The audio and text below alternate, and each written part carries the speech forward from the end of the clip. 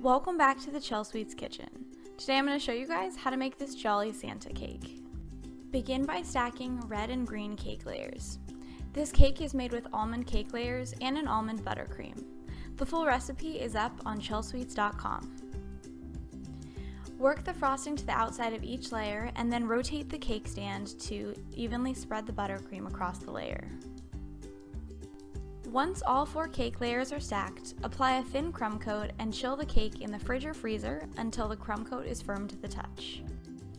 Next, use an offset spatula to apply a second, thicker layer of red buttercream.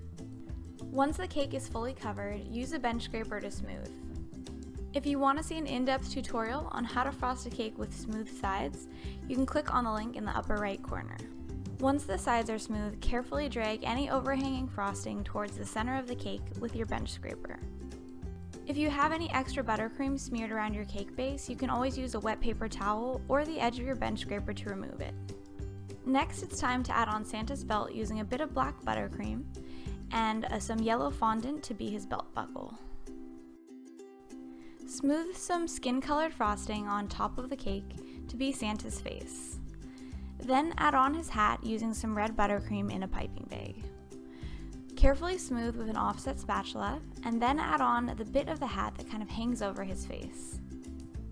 Using a Wilton 1M tip and a piping bag, frost some small swirls around the base of Santa's hat.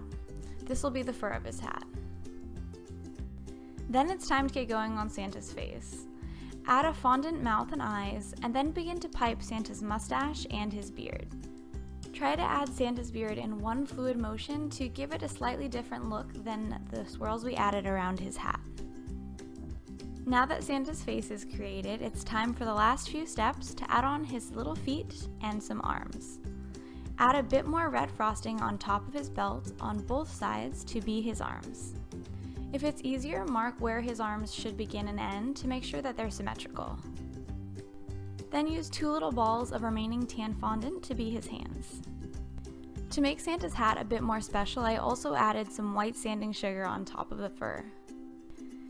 Our Jolly Santa is complete. Now it's time to cut in to see those Christmassy cake layers that we made earlier. Thanks so much for joining me today. If you guys enjoyed this tutorial, be sure to click the like and subscribe buttons below. And also, don't forget to let me know what tutorials you'd like to see next. Happy holidays!